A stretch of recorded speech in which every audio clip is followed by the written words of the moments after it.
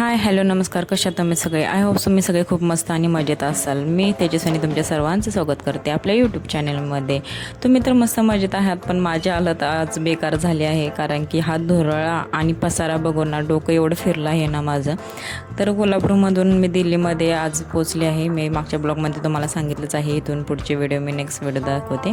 तर अशा प्रकारे त्यांनी किचनचे पण डबे वगैरे काहीच रिकामे करून आले नव्हते. मी जेव्हा पण गावाकडे येते ना, तेव्हा मी किचनमधले सगळं डबे वगैरे रिकामे करून घासून वगैरे धुवून येतो.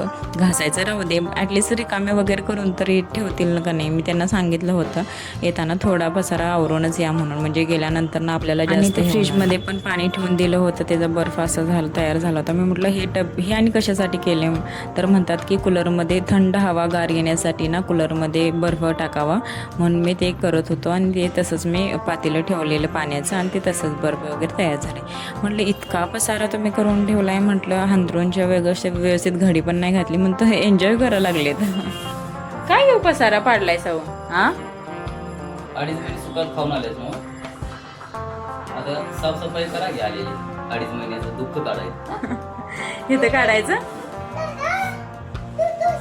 म्हणजे माझा मूड ऑफ होणार, चिडचिड होणार, म्हणूनच ह्यांची एवढी रिॲक्शन चालली काय कोणास ठाऊक. शेवटी म्हणलेतच आता सुख खाऊन आलेस ना तर आता कामाला लागा म्हणून. आणि मला सुद्धा कळतच नव्हतं की सुरुवात कुठून करू म्हणून. मग मी पहिल्यांदा बाहेरूनच केली सुरुवात. म्हणजे पहिलं म्हटलं दरवाजा बाहेरचा स्वच्छ वगैरे क्लीन करून घेऊ, म्हणजे आतला धुळा दरवाजावरती बसणार नाही. पहिला दरवाजा क्लीन करून घेऊ, मग आतलं झाडून वगैरे काढू. मग मी एकटीनंच का सफाई करायची, तुम्ही पण करायची, म्हणून मी त्यांना पण झाडू दिला होता.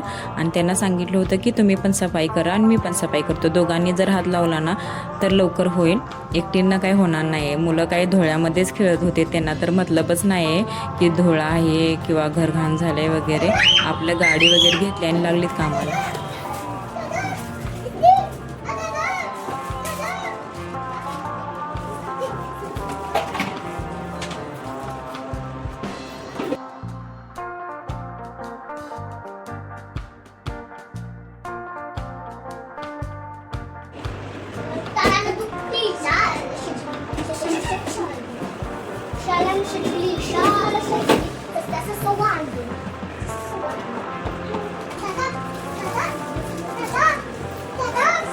आणि आधीच नुसतं श्रीच्या पाठीमागनं चाललं होतं की दादा ते काय काय दाखवण्याचा प्रयत्न करत होता. म्हणजे त्याला इतक्या दिवसातून आलं होतं, त्यामुळे माझी गाडी, माझे खेळणं वगैरे ते सगळं दादाला सांगत होतं. मजा वाटते का साफसफाई करायला? सुट्टी तुम्ही पण खाल्लीच ना, करा तुम्ही पण साफसफाई. येताना जरा स्वच्छता ठेवून आला असता सांग, नाही करून स्वच्छ करून आला असता सांग नाही येताना, आता जरा काम हलकं झालं असतं. व्यवस्थित झावळ्या मारा, दिवस कुठं मारलं कुठं नाही असं करू नका.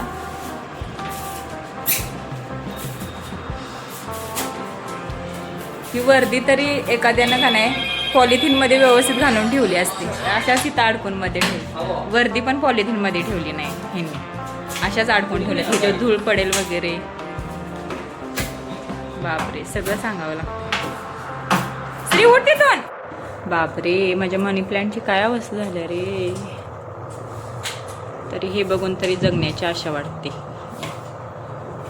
पाणी नसल्यामुळं ना सगळं खराब झालं. बापरे, स्नेक प्लांट तर गेलाच कुठे.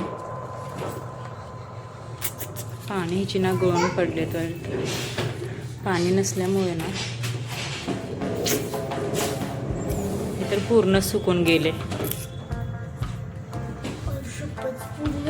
ह्याच्यामध्ये थोडंसं दिसतं, हे निघत नाही आहे, याचा अर्थ थोडंसं असेल. पाणी घालून बघू आता नवीन आलं तर. स्नेक प्लांट खराब होईल मला असं वाटलंच नव्हतं, कारण मागच्या वेळी पण आम्ही सुट्टीला गेलो होतो तेव्हा मी पाणी गच्च भरून गेले होते ह्याच्यामध्ये गमल्यामध्ये. पण यूजपर्यंत सुकलं होतं, पण बऱ्यापैकी होतं, म्हणजे काही गळून पाणी पडले नव्हते, काय नव्हतं. आणि ह्यावेळी पाणी कसे काय गळून पडलेत काय माहीत. मी तर त्यांना विचारलं आल्या की तुम्ही पाणी घातलं नशिला वगैरे म्हणून इतक्या दिवस. तर म्हटले नाही, मी पाणी घालूनच चालतो. मी म्हटलं घातलं असतं तर तुम्ही ते खराब झालं नसतं. मनी प्लांटचं मला काहीच वाटलं नाही, कारण की ते थोडंसं होतं आणि मागच्या वेळी पण मनी प्लांट आम्ही दुसरा घेतला होता, तर ते पोकळी वगैरे केली होती, त्यामुळे ते आम्ही टाकून देऊन हे दुसरं घेतलं होतं.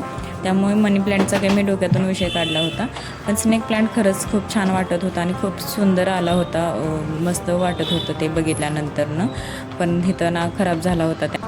म्हणलं ठीक आहे, असू दे, आता काय झालं ते झालं. पण आमच्या इथल्या आंटी म्हटल्या होत्या की स्नेक प्लांटचं जर कट करून पान लावलं ना एखादं तरी पण ते उगवून येतं म्हणून. हे मला माहीत नाही आहे, आणि तुम्हाला जर माहीत असेल तर कमेंटमध्ये मला नक्की सांगा. तरी पण मी ट्राय करणार आहे.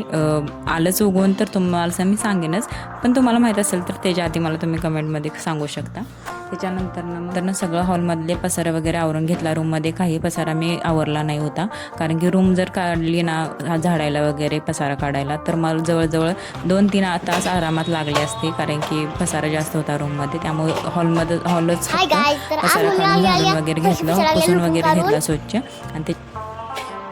आणि आधी तर हा पाण्यात हात घालायला लागलाय. आणि त्यांनी पण तेच म्हटले की वेळ होते आपल्याला परत झोपायला. 2 दिवस प्रवासामध्ये पण कंटाळलो होतो, व्यवस्थित झोप वगैरे लागली नाही ट्रेनमध्ये. त्यामुळं उद्यापासून करू. आणि तसंही आम्ही ड्युटीच्या 2 दिवस अगोदर आलो होतो जॉईनिंगच्या, कारण की ट्रेनचा इश्यू होता थोडा, त्यामुळं लवकर आलो होतो 2 दिवस आधी. ते म्हटले आता उद्या 2 दिवस सुट्टीच आहे मला. आणि दिल्लीमध्ये एवढी गरमी आहे ना, त्यांनी मग सगळं आवरल्यानंतर लगेच फ्रीजमधले बर्फ काढले आणि ह्याच्यामध्ये टाकले आणि म्हटले मस्तपैकी आता जेवण वगैरे करू, फ्रेश वगैरे हो जा. मग मस्तपैकी फ्रेश वगैरे झाले. आणि खरंच जेवण बनवायचं तर कंटाळा येतोच प्रवास करून आला. त्यामुळे जेवण तर मी काही बनवलं नव्हतं, पण बनवून दिलं होतं कुणी तर वैभवताईंनी. त्या पण कोल्हापूरच्याच आहेत. आणि खरंच आपण कुठे पण बाहेर राहिलो ना महाराष्ट्राच्या, आणि आपल्याजवळ जर आपल्या गावाकडची माणसं असेल ना तर खरंच काळजी करायची गरज नसते, कारण की तेवढी आपुलकी आपल्या माणसांमध्ये राहते आणि टिकून राहतात. आणि मोस्टली कोल्हापूरच्या आहेत म्हटल्यावरती तर काही विषयच नाही. खरंच आपल्या गावापासून आपण जेव्हा दूर राहतो ना तेव्हा आपल्या माणसांची आपल्याला खरंच खूप आठवण येते, कारण की आपुलकीचं असं कोण नसतं म्हणून. तर मी खरंच खूप लकीली आहे, कारण की मी जिथे राहते तिथे 4 ते 5 फॅमिली मराठीच आहेत. आणि त्या इतक्या सुंदर, इतकं गोड आहेत ना बोलण्या चालायला वगैरे. आणि आमच्या 2-3 तरी मुलं ना एका स्कूलमध्ये जातात, त्यामुळे रोज भेटणं होतंच. आणि तसंही काही कोणताही इव्हेंट असू दे, कोणाचे तर बड्डे वगैरे काहीतरी असतोच, त्यामुळे महिन्यातून किंवा 15 दिवसातून म्हटलं तरी चालेल आम्ही एकत्र वगैरे येतो, एन्जॉय वगैरे करतो.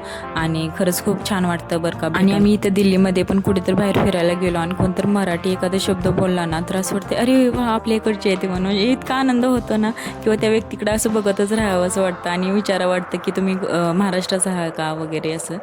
तर खरंच खूप छान वाटतं. बाहेर राहणारीच व्यक्ती समजू शकते की आपल्या गावाकडचं किंवा आपल्या शहराकडचं कोणतं आलं तर किती त्या व्यक्तीला आनंद होतो. बरं असो, माझा व्हिडिओ पण आता खूप मोठा होतो, त्यामुळे मी इथं संपवते. आणि जाता जाता वैभव त्यांचे पण आभार मानते आम्हाला इतकं सुंदर जेवण दिल्याबद्दल. आणि मी पण तुमच्याशी नेक्स्ट व्हिडिओमध्ये तुम्हाला भेटतेच. हा व्हिडिओ मला तुम्ही कमेंटमध्ये नक्की सांगा की तुम्हाला व्हिडिओ कसा वाटला. आणि आवडला असेल तर लाईक करायला विसरू नका. अजून माझ्या चॅनलला सबस्क्राईब केलं नसेल तर प्लीज चॅनल